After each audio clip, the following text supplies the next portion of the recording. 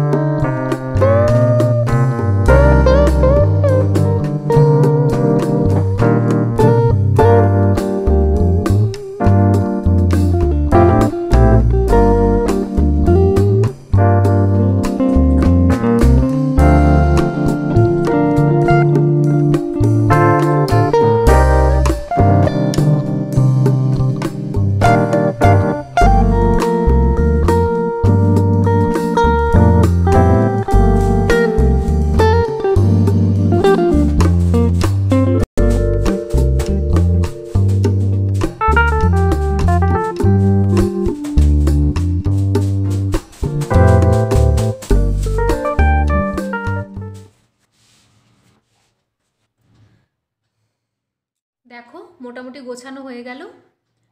তো এইভাবেই আমি রাখি এখন শীতকালে বিছানাটা, কারণ শীতকাল মানেই বিছানার ওপরে লেপ, কম্বল এগুলো খুব থাকে বেশি বেশি, তো সেই কারণে এগুলো থাকবে এই বিছানার উপরে, কিছু করার নেই। তো হয়ে গেল বিছানা পরিষ্কার। আমাদের আর কি কাজ বলো, এই বিছানা পরিষ্কার, রান্না, ঘর গোছানো, এই নিয়ে সারাটা জীবন কেটে গেল। দেখতে থাকো। ছেলে এখন পড়ছে, কারণ ওর জিওগ্রাফি পরীক্ষা, বলেইছি তোমাদের সোমবার, সেজন্য ছেলে পড়ছে, মানে পড়ছে কম আর বসে আছে বেশি, এই আর কি। বেডরুম গোছানো হয়ে গেল, বেডরুম গোছানো। এরপরে আমি এই লিভিং রুমের সোফাটা একটু গুছিয়ে নিচ্ছি। দেখেছো কি অবস্থা সোফাটা, একটু গুছিয়ে নিই চটপট করে। এগুলো কাঁচা জিনিস আর কি। এই চাদরটা কেচেছিলাম, আজকে শুকিয়ে ঘরে এনেছি। এটা এখনো গোছানো হয়নি, পাট করা হয়নি আর কি।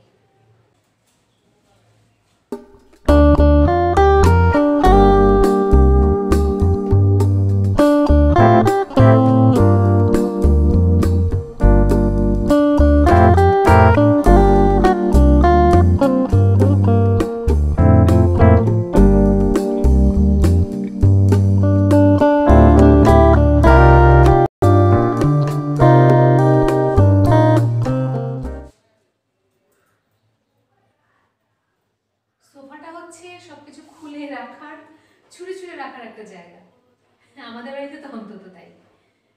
তারপরে আবার সেখান থেকে সব গুছিয়ে না রাখলে এই সোফায় আর বসা যাবে না, সেই কারণে গুছিয়ে রাখতে হবে।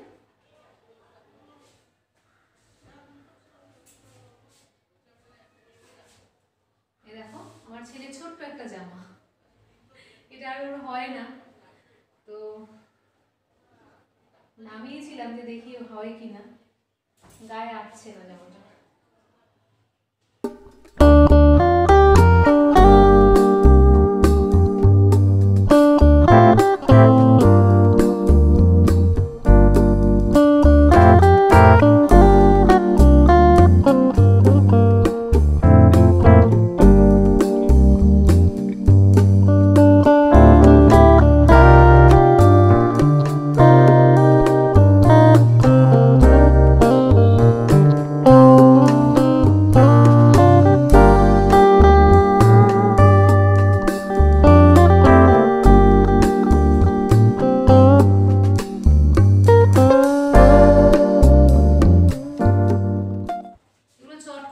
মতো রেখে আসি। ওয়েট, এবারে চলো তোমাদের দেখাই আমার এই সোফাটা আমি কি করে রিঅ্যারেঞ্জ করি। চলো চটপট দেখে নিই।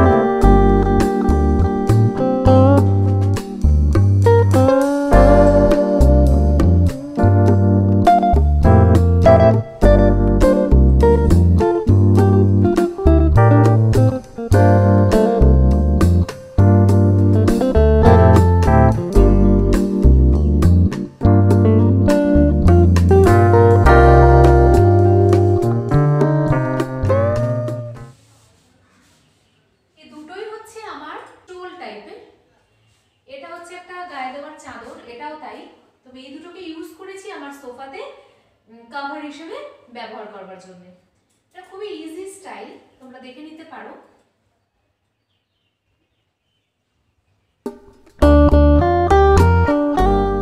বোথ সাইডে আমি এইভাবে ভাঁজ করে নিই যাতে মানে ঝালরগুলো না বেরিয়ে থাকে।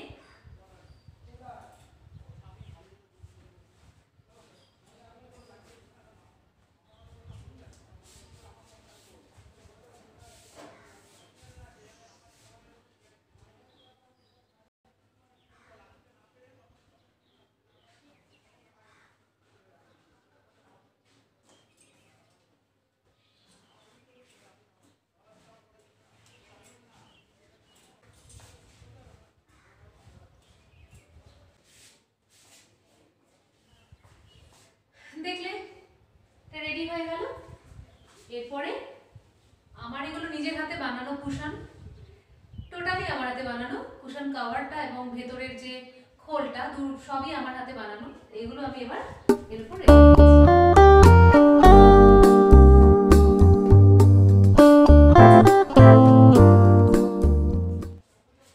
দেখো তো কেমন লাগছে আমার সোফাটা।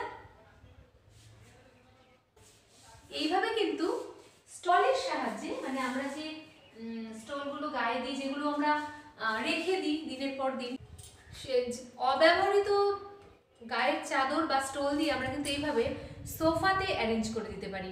তাহলে একটা সুন্দর লুকও আসে এবং চাইলে আমি চাদরগুলো পাল্টে, কালারগুলোকে পাল্টে পাল্টে আমি অন্যরকম ভ্যারাইটিও আনতে পারি। তো এই হচ্ছে আমার তৈরি করা সোফার লুক। আজ হলো রোববার, সবাইকে হ্যাপি সানডে। Good morning. রোববারের সকালে তোমাদের স্বাগত। দেখো আমি চিকেন রান্না করছি। এটা হলো কাঁচা লঙ্কা দিয়ে সিম্পল চিকেন। এটা আমারই তৈরি করা রেসিপি। একদম হালকা, যেদিন খেতে ইচ্ছা করে সেদিন আমি এইভাবে কাঁচা লঙ্কা দিয়ে অল্প মশলা দিয়ে এইরকম চিকেনটা বানাই। খেতে কিন্তু খুব টেস্টি হয় আর হেলদি হয়।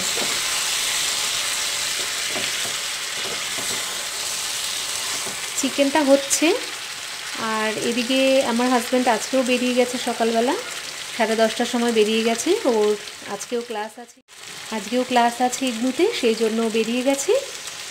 আর সকালবেলা আমরা টিফিন করলাম, হাজব্যান্ডকে করে দিলাম রুটি আর পেঁয়াজকলি আলু ভাজা। আর আমি খেলাম রুটি, ফুলকপির রোস্ট, যেটা এখন বানিয়েছি দেখো, এটা দুপুরেও খাবো। আর ছেলে খেলো কচুরি, মানে ছাতু দিয়ে কচুরি করে দিয়েছি, ছোলার ছাতু দিয়ে কচুরি আর আলু ভাজা। তো এই খেলাম সকালবেলা ব্রেকফাস্টে। এখন আমি মাংসটা বসিয়ে দিয়েছি, আর অন্য রান্না তো হয়েই গেছে, কারণ আমি আর বেশি কিছু করব না। পেঁয়াজকলি আলু ভাজা রয়েছে আর ফুলকপির তরকারি রয়েছে। তো এই দিয়ে একটু দুপুরের লাঞ্চটা সেরে ফেলবো। হয়ে গেছে মাংস, এবার নামিয়ে নেওয়া হবে।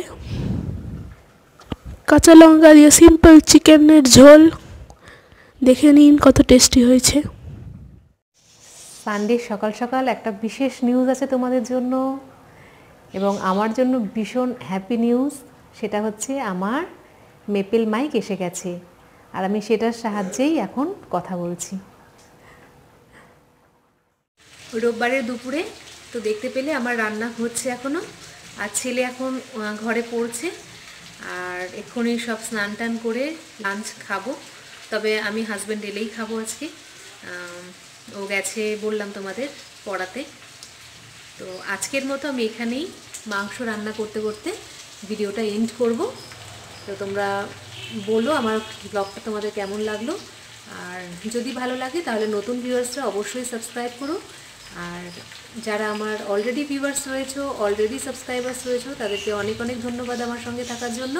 ভিডিওটাতে লাইক ও কমেন্ট করে আমাকে আরেকটু উৎসাহিত করো। তো আমি কিন্তু বসে থাকবো তোমাদের কমেন্টের অপেক্ষায়। তো আজকের মতো এই পর্যন্তই, নমস্কার, সবাই খুব ভালো থেকো।